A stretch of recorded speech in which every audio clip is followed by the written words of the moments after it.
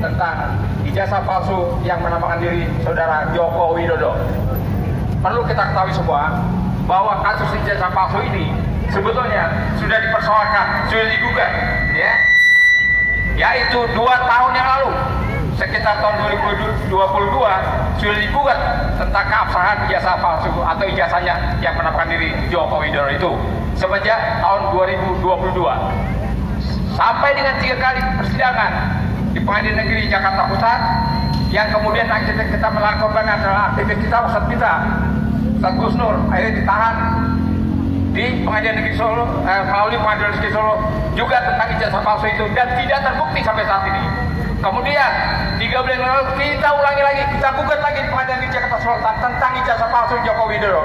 Sampai saat ini juga belum bisa terbukti, atau mereka yang mengatasnamakan diri atau dikuasakan oleh Joko Widodo belum juga bisa menunjukkan ijazah asli Joko Widodo itu seperti apa.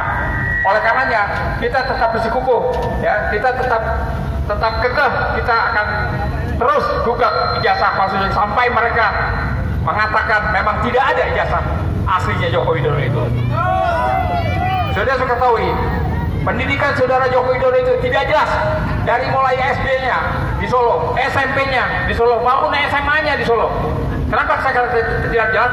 Karena mereka tidak bisa membuktikan, tidak bisa membuktikan di depan pengadilan, tidak berani membuktikan tentang keabsahan ijazah asli Jokowi. Oleh karenanya, selama beliau menjabat sebagai kepala pemerintahan atau pimpinan publik, yaitu dimulai wali kota di Solo, yang awalnya mengatakan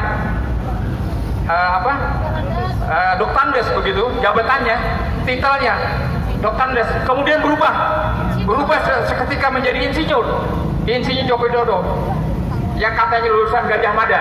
Oleh karenanya saya tantang alumni Universitas Gajah Mada, saya tantang rektor Gajah Mada untuk membuktikan keabsahan ijazah Joko Widodo di Pengadilan Negeri sekarang yang sedang berlangsung, Pengadilan Negeri Jakarta Pusat. Silakan siapapun hadir, siapapun menjadi saksi menunjukkan ijazah asli Joko Widodo kalau memang ada.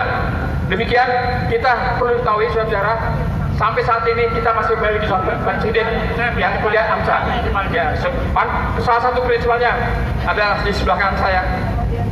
Ya, ini beliau ini sampai saat ini belum bisa menunjukkan atau membuktikan mereka itu dan menunjukkan ijazah aslinya Joko Widodo. Oleh karenanya Pak, tadi kita tetap menggugat terus sampai saat ini.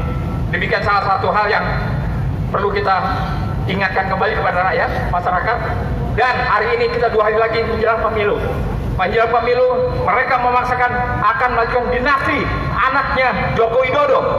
Ya, walaupun dengan cacat pasal 90 putusan MK begitu, tapi tetap mereka paksakan agar anaknya yang bernama Gibran Raka Buming pakai Raka lagi, dari Raka lagi. Nah itu sampai sekarang juga masih catur. Karena apa buktinya? Buktinya adalah ketua KPU sampai 3 kali sudah mengalami cacat hukum, ya, sudah disidang oleh DKPP sampai 3 kali, dan tidak pernah keputusan itu menyatakan bahwa ketua KPU dipecat. Ya, jadi ini permainan sandiwara model apa lagi seperti ini.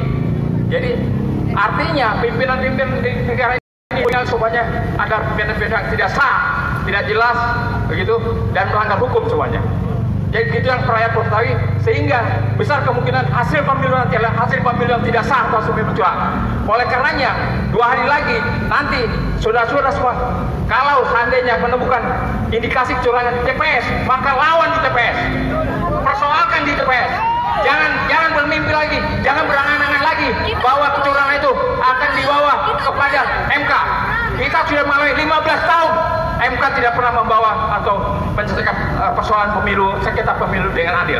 Oleh karenanya 2 hari lagi adalah final buat kita untuk kalau seandainya menemukan kecurangan, langsung selesaikan di TPS, bereskan di TPS. Jangan berpikir bahwa ini akan dibawa ke ranah hukum. Negara ini sudah tidak negara berdasarkan hukum lagi. Itu yang harus kita yakini. Terima kasih sementara. Ya, sudah.